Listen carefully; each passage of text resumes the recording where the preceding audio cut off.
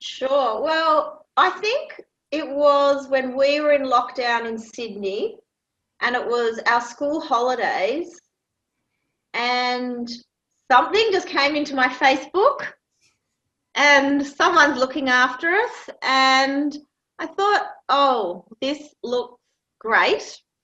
And I thought well, she was 7 then, 7-year-old Chloe was always one of those, and is one of those children who always just sing everywhere, like actually not when it's even appropriate, like at the dinner table when you're trying to eat. And I thought, yes.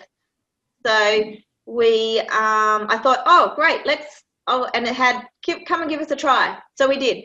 And from then on, she was hooked. And so she's, yes, been with you for 2 terms now. Yeah. And then my younger one, who's 5, who I thought wasn't really at all into singing, said, Mum, I want to have a go too.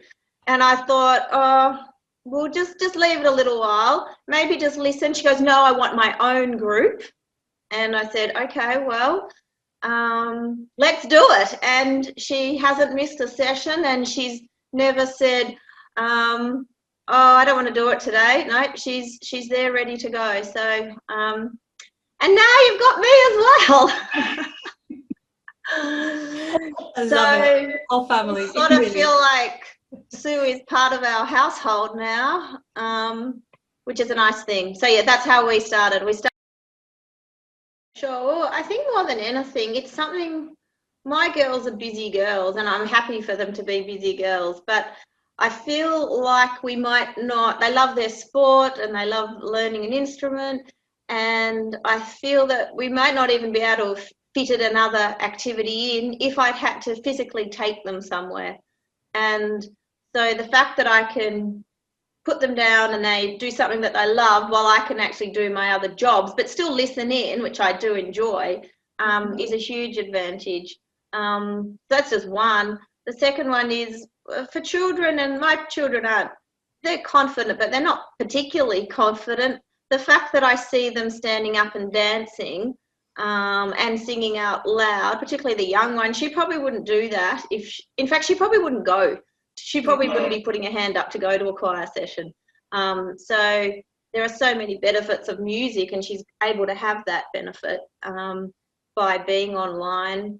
And it's just ease. I think it's the way you set it up, though. If we miss a session, it's not the end of the world, because one, you've put all the resources up ready to go, but also they can rewatch the resources, but they could also rewatch their particular day and see the same kids. So it's not, you just don't have that pressure of having to get them there, because if we do happen to miss one, and also you're very flexible, if there's a spot in another class, then they can just do it another day time. Actually, I did okay, or I sang back that little bit, or look at the other kids, because quite often when they're in a session, they probably don't look at the other children as much. So now they're able to look back and go, oh, look what they were doing, or listen to what they were doing. And yeah, that's quite nice. And it's interesting that they often actually only want to watch their group, and they just feel they've got that bond with their group. Like Charlotte will say, oh, isn't she cute? And I'll say, do you want to watch what they did on another day? She's like, oh, no, I just like my group. And when you hear them having a shower or playing and they're humming one of your songs, you can't help but think it's a positive thing. And Chloe just this week had to do a 2-minute public speaking speech. Her topic was the positives of COVID-19 lockdown. And in her top 3 was joining a choir, and that was completely unprompted. Yeah, and I was like, oh, that's really something. I'll have to tell Sue that. But